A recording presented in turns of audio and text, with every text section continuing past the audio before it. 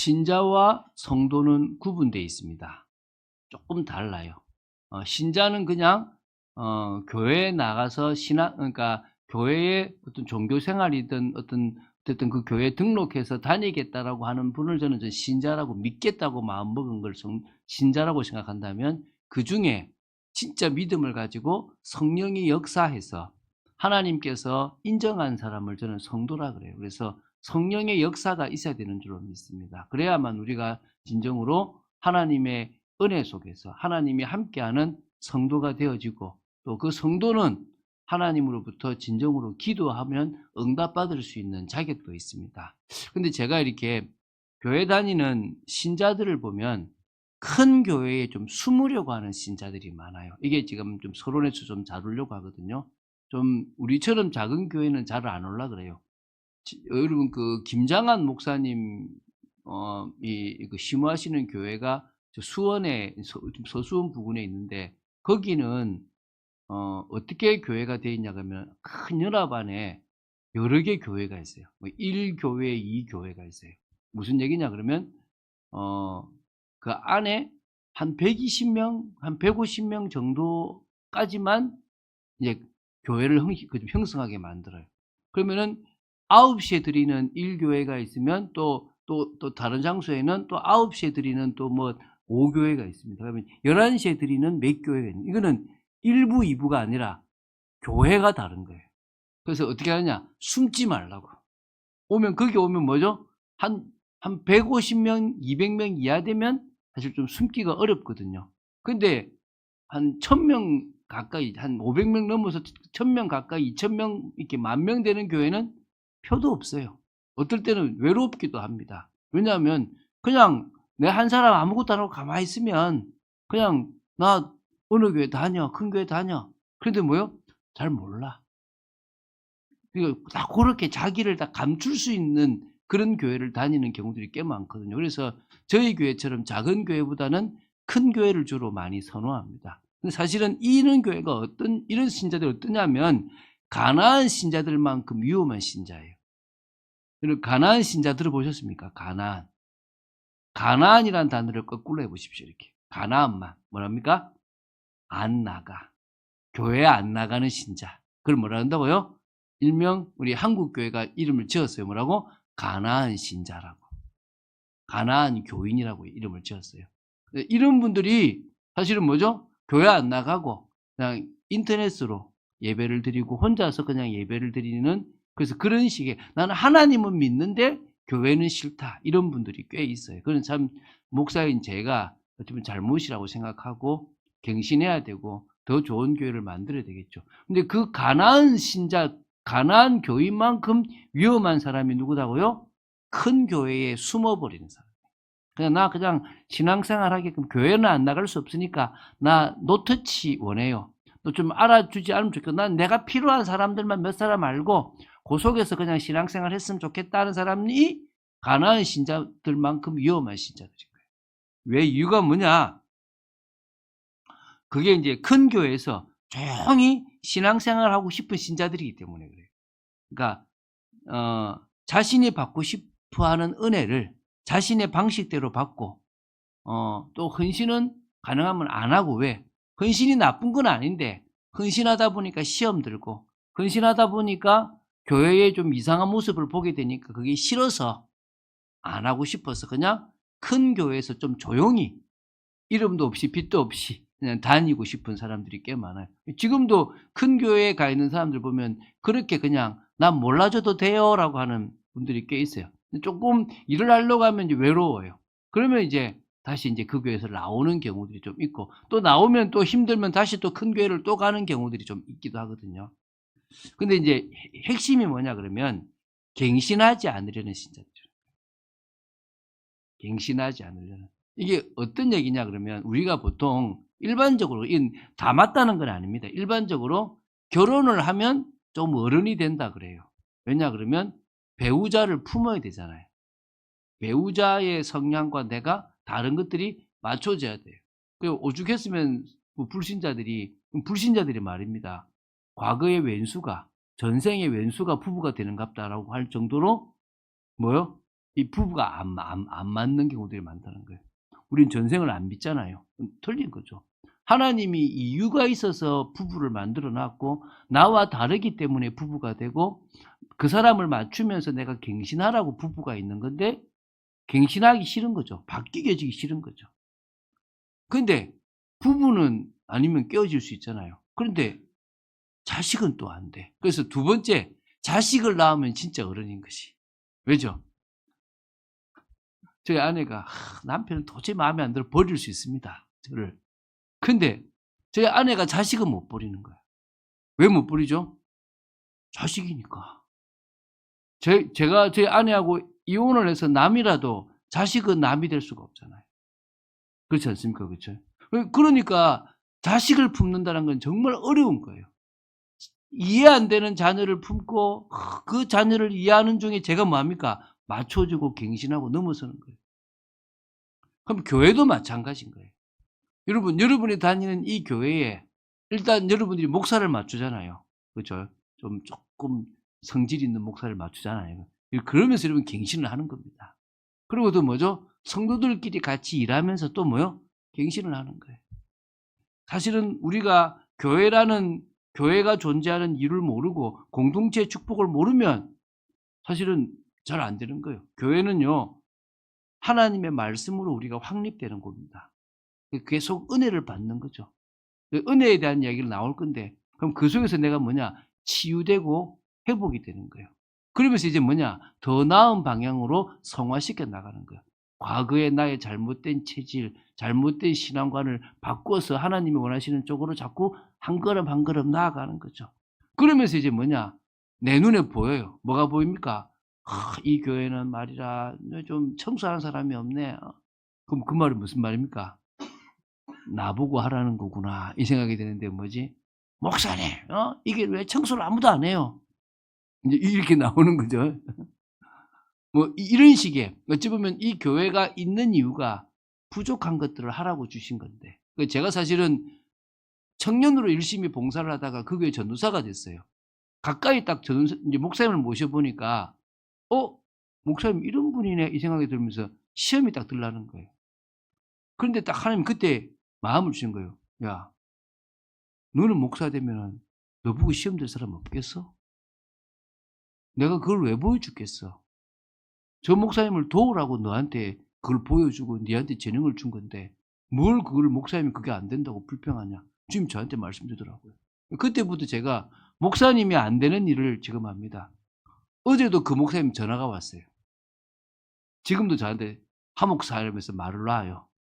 컴퓨터가 안 된다. 그래가지고 네, 이번 주에 한번 갈게요. 지금도 제가 가서 도와줘요. 멀리 안 있거든요, 지금. 저 마산에서 만났던 분인데 가까이 계세요. 그래서 제가 가서 제가 그 컴퓨터 만들어준 분 있지 않습니까? 하목사가 그 친구보다 잘하는 것 같다면서. 그래서 뭐 어쨌든 나를 좀 도와달라는 거지. 지금도 섬겨요. 그거 알고 나니까 뭔 얘기를 하고 싶은 거죠? 제가 그 교회라는 울타리 속에서 갱신을 한 거예요.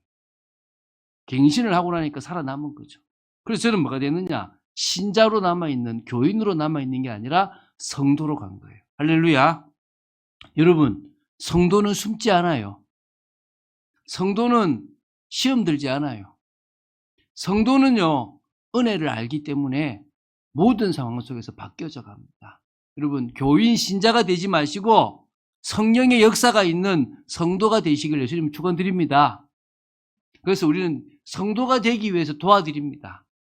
이제 지금 우리가 수요 성경 공부도 다시 좀 있으면 다시 또 조금 좀 기초로 돌아갈 건데 그 기초로 돌아가면 다시 또 성도가 되기 위한 메시지도 할 거란 말입니다. 그래서 여러분 교회의 흐름 속에서 하나하나 메시지를 꼭 그 시간대 아니더라도 늘 올라가 있으니까 보시면서 자신을 세웠으면 좋겠어요. 저희 요새 아들이 매일마다 이제 뭐 하냐면 우리 새 가족부터 이렇게 쭉 메시지를 보거든요. 그래서 제가 요거 예배를 드리라라고 하니까 이제 조금씩 예배를 드리는 상황으로 갔어요. 그래서 잘했다라고 하거든요. 여러분, 우리가 말씀 속에 있는 것만큼 중요한 게 없습니다. 자, 이제 오늘 제목은 성도는 뭐냐? 사랑을 받은 사람이고 사랑을 할 수 있는 사람입니다. 그 사랑을 받았으면 헌신이 되는 겁니다. 그래서 사랑과 헌신이라는 제목으로 오늘 이 마르다와 마리아의 이야기를 좀 나눴으면 좋겠습니다. 갑자기 생뚱맞게 누가복음에만 요 기록이 딱 나와 있어요. 결론적으로 왜 이 부분이 나왔는지는 결론에 제가 마무리를 지을 거고요. 자, 먼저는 이 교회에 큰 행사가 있을 때 다양한 성도들이 있던 걸 봐야 돼요. 그렇지 않습니까? 교회에 큰 행사가 있으면 막 주축으로 나가는 성도와 함께 그냥 참여 안 하고 싶어서 빼는 성도까지 다양한 성도가 있지 않습니까? 그럼 먼저 예수님을 영접했던 마르다와 마리아의 집을 봤으면 좋겠습니다. 이 예수님이 지금 예루살렘 쪽으로 가고 계시는 길 속에 어느 한 마을을 들어갔어요. 그 마을이 우리는 어딘지는 이제 알 수가 있는, 여기는 안 나오지만 요한복음을 통해서 알 수 있는데, 그 마을에서 마르다가 예수님 저희 집에 오세요. 저희 집에서 하룻밤 주무시고 가세요라고 해서 예수님이 그 집에 가는 거예요. 요한복음 11장 5절에 보면요. 나사로, 마르다, 마리아 이 세 명이 남매예요.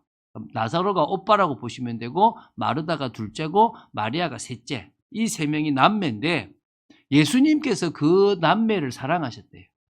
그 세 명이 같이 살아가는 그 남매들을 사랑하셨고 개인적으로 친분이 있었던 겁니다. 근데 그 지나가는 길에 예수님 오늘 저희 집에 쉬시고 가셔야죠 라고 해서 이제 그 집에 들어간 겁니다. 그래서 누가복음 10장 38절에 한 마을로 나오는 이 마을은 예루살렘 부근에 있는 베다니예요. 베다니가 뭐냐, 여러분 벳바게 들어봤죠?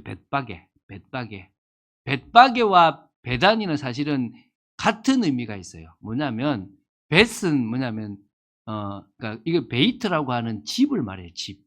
그리고 그 파게라고 하는 것은 무화과 나무의 첫 열매를 말해요. 그러니까 첫 번째 열매는 되게 맛이 없거든요. 그러니까 베이트 파게, 여기는 뭐냐면 첫 열매가 많이 맺혀지는 그런 마을이라고 보시면 돼요. 그러니까 무화과 집이라 이 말이지. 무화과 동네죠. 근데 베다니도 해석을 좀, 그러니까 우리가 이게 쓰기를 잘못 썼는데 베이트 테에나예요. 이게 뭐냐면 집인데, 테에나라는 것은 무화과가 제대로 열리는 것을 테에나라 그래요. 그러니까 둘 다 무화과 집인 거예요. 무화과 집. 그 다음에 한번 기회가 되면 얘기하는데, 이 베단이라는 곳이 무화과가 많이 나 있는 올리브산의 그 끝자락에 있는 마을이라고 보시면 돼요. 예루살렘에서 한 3km 정도 동쪽으로 떨어져 있는 그 마을인데, 그 마을에 예수님이 지나가시거든요. 거기가 예수님이 주로 계셨던 곳이에요. 다음에 좀 얘기가 나올 건데요. 그래서 이 마르다가 자기 집으로 초청을 하죠. 근데 집에 초청해서 이제 예수님은 여전히 뭐 했냐? 쉬신 게 아니라 제자들에게 말씀을 가르치신 거예요. 말씀을 가르치니까 마리아라고 하는 이 막내가 예수님 발치에 탁 앉아가지고 주님의 말씀을 탁 듣는 겁니다. 근데 막 마르다는 막 야야 빨리 청소하고 막 음식 준비하고 막 바쁘게 움직이고 있는 거예요. 얼마나 지금 화가 나겠어요. 자기는 지금 바빠 죽겠는데 이러면서 이제 은혜 받고 있는 누가 보입니까? 마리아가 보이는 거죠. 여러분 교회 일하는데 나만 일하는 것 같고 말이라 저 말이라 뭐 사모님은 가만히 계신 것 같고 막 이럴 수 있잖아. 그러니까 그지 막 그럴 수 있는 거야 지금. 그때 이제 이제 자신은 바쁜데 말씀으로 은혜만 받으려고 가만히 있는 마리아를 보고 이제 화가 나서 예수님께 간청을 하는 부분이 나와요. 이게 여러분 40절에 나오죠. 예수께 나아가 이르되 주여 내 동생이 나 혼자 일하게 두는 것을 생각하지 아니하시나이까. 예수님 나 혼자 일하는 거를 왜 가만히 보고 계세요? 저 마리아는 저렇게 가만히 있는 걸 왜 혼자 가만히 보고 계십니까? 그를 명하사 나를 도와주라고 하세요. 이렇게 부탁을 하는 거예요.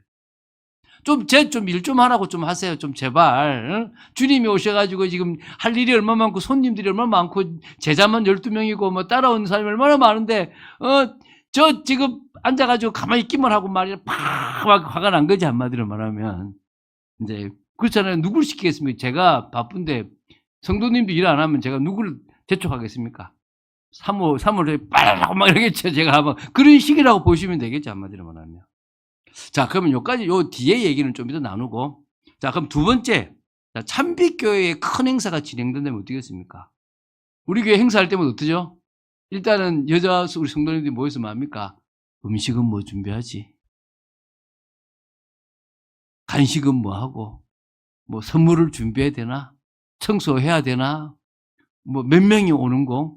그러면 뭐 이런 막 복잡하잖아요. 뭐 그러면은 여자 성도님들은 주로 뭐 음식 준비하거나 간식 준비하거나 뭐 또 이렇게 뭐 꾸미는 이런 것들을 할 거고, 남자들은 바깥에 주차 같은 거 할 거고 막 이럴 거 아닙니까? 한마디로 말하면. 근데 뭐 그러면서도 뭡니까? 이 뭐 가만히 또, 그러니까 한마디로 마르다처럼 좀 주축이 돼 가지고 막 이끌어가는 그런 사람이 있겠고, 시키는 것만 딱 하고 있는 사람도 있겠고, 그건 난 모르겠고 은혜만 받자, 그런 사람도 있을 거 아닙니까? 다양한 성도들이 교회 내에 있을 거란 말입니다. 그러면 일 많이 하는 사람은 왜 나만 일하지? 이렇게 잘못하면 헌신하다가 시험 들어 가지고 요까지만 딱 일하고 다음부터 일 안 해, 뭐 이러는 경우도, 아니면 내가 이번에 한 소리 좀 해 가지고 다 같이 하자고 해야지, 뭐 이런 사람도 있을 거고, 교회 내에 참 다양한 일이 있다는 거예요. 그렇지 않습니까? 자, 그러면 여기서 저는 세 번째를 봐야 됩니다. 행사를 진행하는 목적이 정말 중요하다는 거예요. 행사를 진행하는 목적이 뭐냐는 거예요. 예를 들면 우리가 새 가족을 좀 초청해 가지고 예수님을 영접하게 하는 시간이라 그러면 우리 모두는 다 어떻게 됩니까? 바쁘게 좀 움직여야 돼요. 또 특히 내가 누구를 데리고 왔다면 내가 이 사람을 좀 잘 안내해서 말씀을 듣게끔 만드는 일에 집중해야 되겠죠. 그렇지 않습니까? 또 만약에 그게 또 어떤 우리가 말하는 이제 앞으로 공동체 예배 같은, 그래서 우리가 지금 하고 있는 이 모습들을 보이고 그들에게도 영향력을 미치려고 한다 그러면 손님에게 방향이 맞춰져서 진행이 돼야 되겠죠. 그거는 그럴 수밖에 없지 않습니까? 근데 그게 아니라 이제 이럴 수 있지 않습니까?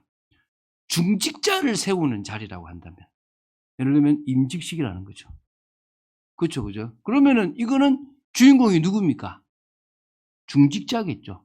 중직자를 막 띄우는 게 아니라 그분들이 은혜 받을 수 있도록, 중직자로서 헌신할 수 있도록 그 사람들을 메시지 잘 듣게끔, 그 사람들이 앉아서 하나님 바라볼 수 있게끔 만들어주는 사명을 가질 수 있도록 만들어주게 해야 될 거 아니겠습니까?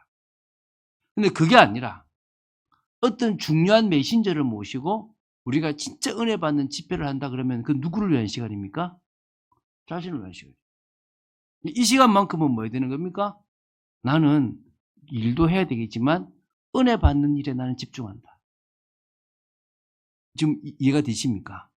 다시 말하면 우리가 모임을 할 경우에 그 모임의 성격, 행사를 할 경우에 그 행사의 성격에 따라서, 그 목적에 따라서 정말 분주하게 좀 움직여서 헌신을 해야 될 때가 있을 거고, 그래서 그 열매를 보면서 감사해야 하는 시간을 가져야 될 수도 있고, 또 나를 위한 시간이라 그러면 내가 은혜 받는 일에 집중하는 것이 맞다는 겁니다. 자, 그럼 다시 이제 돌아가겠습니다. 네 번째죠. 예수님이 마리아의 집을 방문하신 이유가 뭘까요? 만약에 예수님이 쉬러 가셨다 그러면 메시지를 하지 않고 나 좀 쉴 테니까 좀 다 물리라 이러셨으면 예수님을 섬기는 게 맞겠죠. 근데 예수님은 여기서도 뭐 하셨느냐? 중요한 제자들, 자신이 정말 아끼는 사람들에게 중요한 하나님의 뜻을 알리시기를 원하셔서 그곳에서도 뭐 했느냐? 말씀을 선포했다는 거예요. 그러면은 거기에 분주하게 움직이는 것도 필요하겠지만 누구 집에 왔느냐? 마르다의 집에 온 거예요.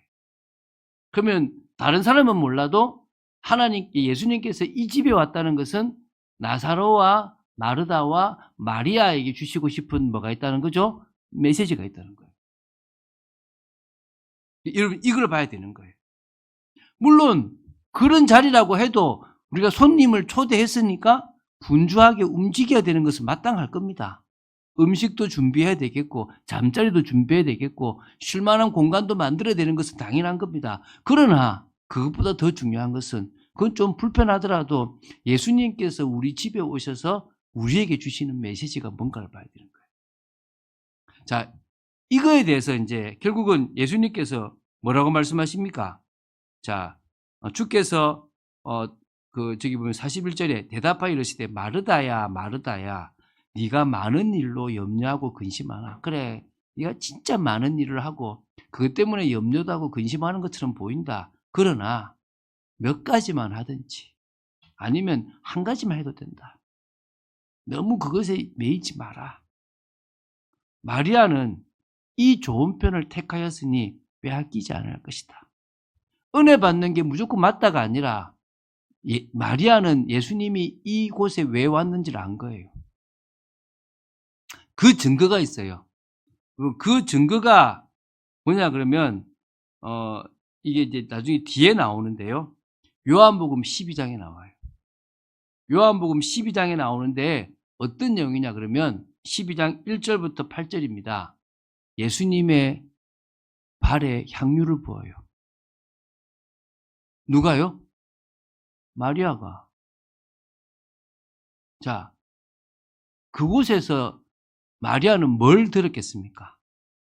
앞으로 예수님께서 예루살렘에서 하실 일에 대해서 말씀하셨을 수도 있겠죠.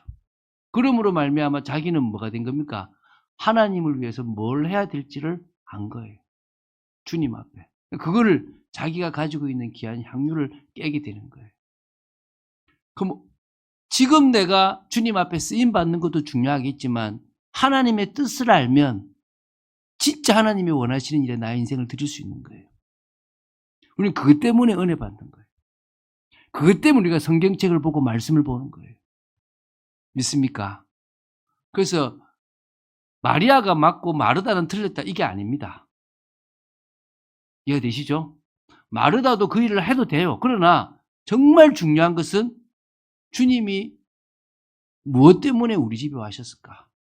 주님이 정말 원하시는 게 뭘까라는 것을 생각해야 된다. 그럼 조금 더 우리는 그 속에서 주님이 원하시는 인생을 준비할 수 있다. 자, 그럼 이제 두 번째 우리 좀 볼게. 주님 앞에서 사랑과 헌신은 당연한 성도의 자세예요. 그렇잖아요. 주님의 은혜를 아니까. 이 당시만 해도 사실 잘 모를 수 있지만 우리는 진짜 알잖아요. 예수님이 우리 때문에 십자가를 지셨습니다. 예수님이 우리 때문에 이 땅에 가장 비참한 모습으로 오셨습니다. 맞습니까? 그리고 우리를 구원하셔서 교회라는 공동체를 만들어 놓고 가셨어요. 그곳에 이제 우리가 뭐가 되는 겁니까? 지체가 되는 거예요. 저는 그런 마음을 가졌어요. 제가 이렇게 교회 처음 다닐 때요. 제가 중학교 2학년 때 교회에서 청소를 딱 했거든요. 왜? 주님한테 그냥 감사해서. 근데 장로님 한 분이 칭찬을 너무 하는 거예요. 중학교 2학년이 청소를 다 하고 있으니까. 그래 칭찬 소리 듣고 제가 더 열심히 미친 듯이 청소를 했거든요. 그다음부터는 뭐 했느냐? 인정받고 싶어서 했던 경우도 많았어요. 그런데 중간중간에 하나님의 은혜를 아니까 주님 앞에 진짜 제가 헌신을 좀 하게 됐거든요. 근데 그 조그마한 중심의 헌신을 하나님께서 참 귀하게 보셨어요. 제가 이번에도 기타 치고 했잖아요. 제가 음치였잖아요. 그리고 이 기타도 다 못 쳤거든요. 근데 기타를 너무 배우고 싶은 거예요. 하나님 앞에 기도를 했어요. 제가 이 기타를 가지고 찬양 인도를 할 수 있게끔 해 주십시오 기도를 했거든요. 근데 제가 기도를 잘 못했어. 연주를 하게끔 해야 되는데 말이라. 찬양 인도를 하게 되라 하니까 제가 딱 무슨 수준이에요? 찬양 인도만 딱 할 수 있는 수준이야. 그러니까 기도를 그때 좀 연주하게끔 해달라고 기도를 강하게 했었으면 이럴 수 있는 이런 사람이 됐지 않나 싶은데 딱 찬양 인도만 딱 할 수 있는 수준이 됐던 거예요. 그렇게 하나님이 저를요 자꾸 준비시키고 만드셨다는 거예요. 자, 그래서 우리가 당연한 성도의 자세인데요. 에베소서 4장 11절부터 16절에 보면 교회 공동체의 올바른 모습이 나와요. 사실 교회는요, 그 앞에 뭐가 나오냐면 한 성령 안에서 한 믿음을 가지고 한 마음이 돼요. 이걸 잘못해서 하면 자꾸 통일성이에요. 왜 자꾸 니 혼자 따로 노냐 이렇게 되는데 교회는 하나가 돼야 될 게 있어요. 그리고 이제 오늘 여기서 보는 거는 다양성이 있는 거예요. 그러니까 교회는 무조건 다양해야 되는 건 아니에요. 교회는 통일성이 있는 부분이 있고 다양성이 있는 부분이 있어야 되는 거예요. 예를 들어서 여기서 신학적으로 다른 이야기를 해버리면 두 개의 메시지가 나와버리면 안 돼요. 한 성령 안에서 한 말씀으로 한 믿음으로 나아가는 것은 당연한 거예요. 그러나 그게 성도들을 똑같이 획일적으로 만드는 게 아니라 어떻게 해요? 다양하게 재능을 따라서 가는 거예요. 뭐냐면 각 성도는 자신의 은사를 따라서 사도의 역할을 감당하기도 하고 선지자 역할을 감당하기도 하고 복음 전하는 자 역할을 감당하기도 하고 목사와 교사나 그 외 여러 직분 역할들을 감당하도록 만드신 거예요. 믿습니까? 예를 들면 제가 다 일을 못하니까 교회 헌신 못하니까 여러분들에게 뭘 주셨느냐? 재능을 주신 거예요. 그 재능을 가지고 사람들을 품기도 하고 또 사람들을 또 뭡니까? 이렇게 챙기기도 하고 또 이렇게 나누기도 하고 이런 여러 가지를 하나님 하게 하신 거예요. 목적이 12절에 나와요. 에베소서 12절에 성도를 온전하게 하는 거예요. 그러니까 그런 모든 직분자의 역할들이 교회에 와서 은혜 받는 성도들을 더 온전한 믿음의 사람으로 세워나가는 일을 하는 거예요. 두 번째는요. 그게 봉사의 일을 하는 거예요. 여러 봉사. 교회가 돌아가려고 하면요. 봉사가 필요하잖아요. 지금 제가 하고 있는 일들이 있는데 그렇다고 해서 제가 저 방송실에서 제가 이걸 할 수는 없잖아요. 누군가는 저 자막을 틀어주는 봉사를 하기 때문에 제가 여기서 설교를 할 수 있는 거 아닙니까? 그렇죠? 그 봉사의 일을 하라고 하나님이 뭘 주셨다? 각자의 직분과 재능을 주셨다는 거예요. 그래서 그리스도의 몸을 세우라고 이런 각자의 직분을 주신 거예요. 그러니까 이 지금 우리는 뭘 세우는 겁니까? 참빛 교회 공동체라고 하는 그리스도의 몸을 세워나가는 거예요. 그 일에 우리가 하나의 지체로서 역할을 감당하는 겁니다. 그래서 그 뒤에 이런 말이 나와요. 성조가 예수 그리스도 하나님의 아들을 믿는 것과 아는 일에 하나가 되면 결국은 그런 봉사들을 통해서 한 성도가 믿음과 아는 일이 하나가 되면 온전한 사람을 이루어서 그리스도의 장성한 분량까지 올라가게 돼요. 그러면요. 여러 교훈이나 세상의 것에 속지 않는 그런 요동치 않는 사람이 되어질 수 있다는 겁니다. 그래서 그리스도계까지 쭉 자라가서 온 몸을 머리이신 그리스도를 통해서 각 마디로 각 지체로 이루는 한 지체가 되어져 간다는 거예요. 그게 교회 공동체예요. 그러니까 지금 우리는 그런 걸 하는 거예요. 그러니까 다시 말하면요. 여기에 쓸모없는 공동체는 없다는 거예요. 지체는. 다 하나님이 쓰게끔 하시는 거예요. 여러분 그 요새 맹장 뒤에 그 꼬리뼈 이거 그 진화론자들이 이거 필요 없다 그러잖아요. 필요 없는 게 아니에요. 이게 없으면요. 예를 들면 뒤에 꼬리뼈에 이게 없으면요. 이게 우리 이런 쪼아주는 게 안 된대요. 그럼 어떻게 됩니까? 나온대. 이게 됩니까? 이게 없으면 안 된대. 그러니까 이게 다 사실은 하나님이 몸에다가 다 아무 필요 없는 것처럼 보이지만 아무 필요 없는 게 아니라 그게 다 필요하게끔 만들어놨다는 거예요. 참빛교회에 있는 성도들도 다 그렇다는 거예요. 믿습니까? 명심하시기 바랍니다. 두 번째는 주님을 사랑하는 만큼 자발적인 헌신이 되어지는 거예요. 여러분 사도행전 4장 31절부터 37절을 보면 은혜를 딱 받으니까요. 성령에서 은혜를 받으니까 한 마음과 한 뜻이 되어서 모든 물건을 서로 통용해요. 자기 재물을 조금도 자기 것이라고 하는 사람이 없이 가난한 사람이 없이 다 나누어 가져요. 여러분 제가 오늘부터 자 여러분 집문서들 다 가지고 오세요. 제가 이러겠습니까? 그렇지 않습니다. 그때는 그랬다는 거예요. 그때는. 그 정도로 은혜를 받으니까 헌신을 하는데 여기서 밥과 집 있는 사람이 팔아서 그 판 것을 가지고 와요. 바나바가 그렇게 했다는 거예요. 로마서 15장 27절에 이런 말이 나와요. 저희가 기뻐서 하였거니와 또한 저희는 그들에게 빚진 자니 만일 이방인들이 그들의 영적인 것을 나눠 가졌으면 육적인 것으로 그들을 섬기는 게 마땅하다. 여러분 목회자를 섬길 때 여러분들 어떨 때는 물질로 섬기잖아요. 왜냐? 영적인 것을 나눠 가졌기 때문에 우리가 헌금해서 그게 어찌 보면은 사례로 나가고 한다. 이런 것도 사실은 이 성경에 지금 나와 있는 말씀이라는 거예요.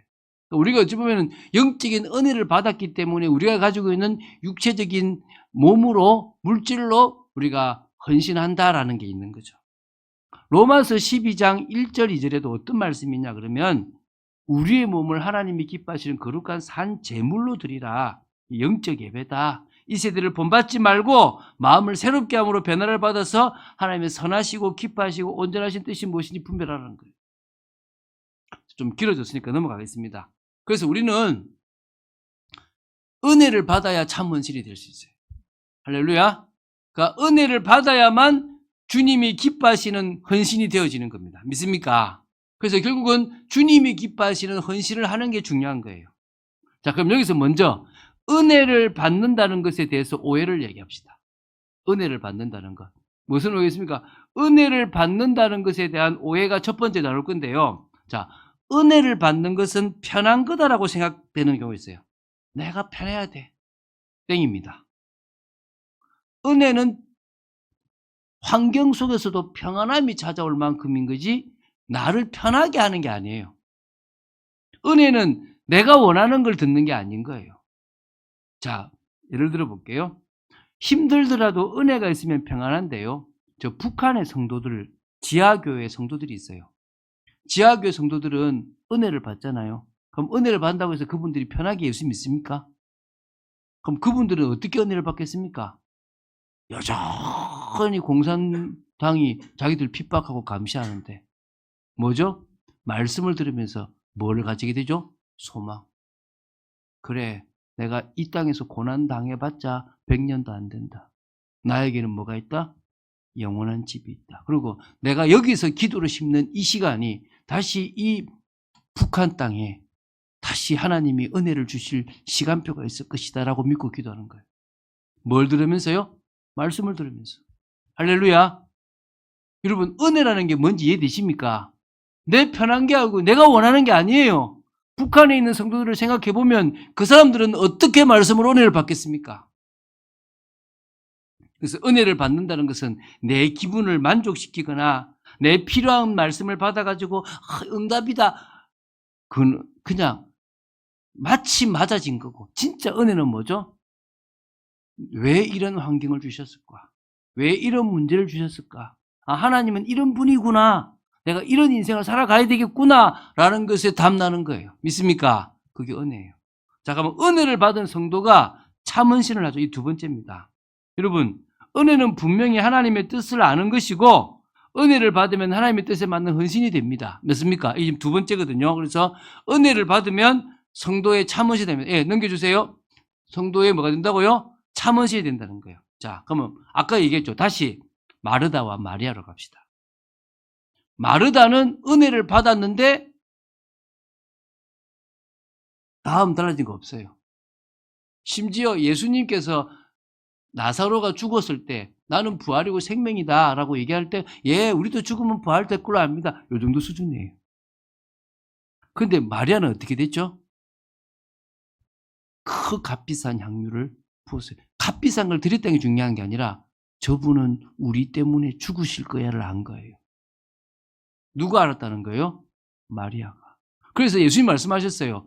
제가 향유 때 얘기했죠. 앞에 향유하고 누가복음에 나오는 향유하고 요한복음에 나오는 향유가 다르다 그랬죠. 요한복음에 나오는 향유는 예수님의 장례를 준비하는 거라고 말씀하셔요.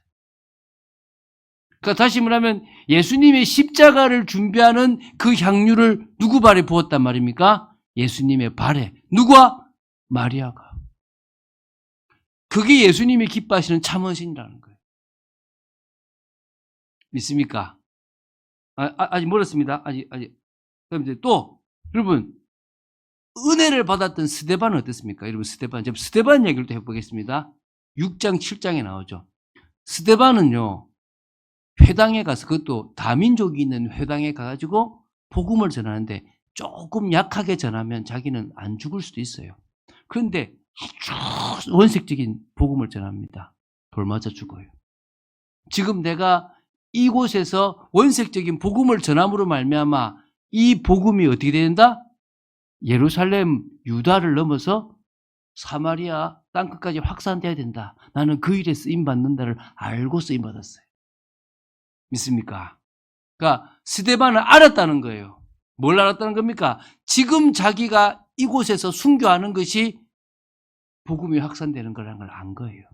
그래서 예수님은 그 자리에서 그를 맞아주신 거예요. 서서 맞아주셨습니다. 할렐루야.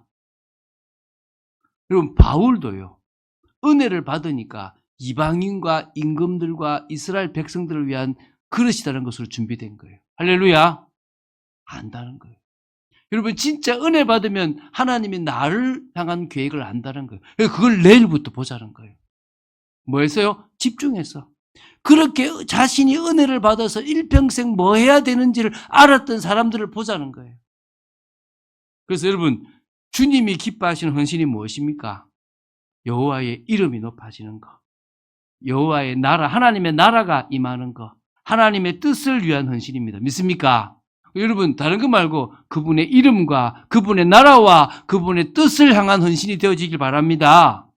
바로 언약과 통하는 헌신이에요. 자, 결론 맺겠습니다.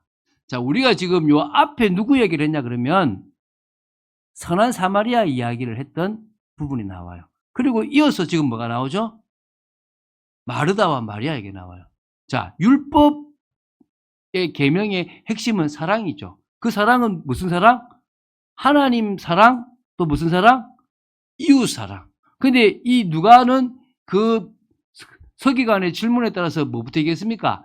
이웃 사랑에 대한 이야기를 하셨고 그것에 등달아서 지금 누구 사랑을 하고 있는 겁니까? 하나님 사랑 이야기를 하고 있는 거예요. 그래서 오늘 제목이 뭐라고요? 사랑과 헌신. 우리가 사랑하기 때문에 뭘로 간다? 헌신으로 간다. 마르다의 헌신이 나쁘다 이기 이전에 마리아의 헌신이, 마리아의 사랑이 진정한 헌신으로 나아간다는 거죠. 할렐루야. 오늘 요거를 여러분이 이해했으면 좋겠습니다. 기도하겠습니다. 주는 그리스도시요 살아계신 하나님의 아들이심을 고백합니다. 조금 설교가 길었지만 우리 성도님들 속에 말씀이 이해되어지게 하시고 정말 마르다와 마리아라는 이 짧은 내용이 이 누가복음에 기록되어 있는 이유를 알게 하시고 우리가 주님 앞에 헌신할 때 어떤 중심의 헌신이 되어야 될지를 알도록 지켜주시옵소서. 주 예수 그리스도 이름으로 기도드립니다. 아멘.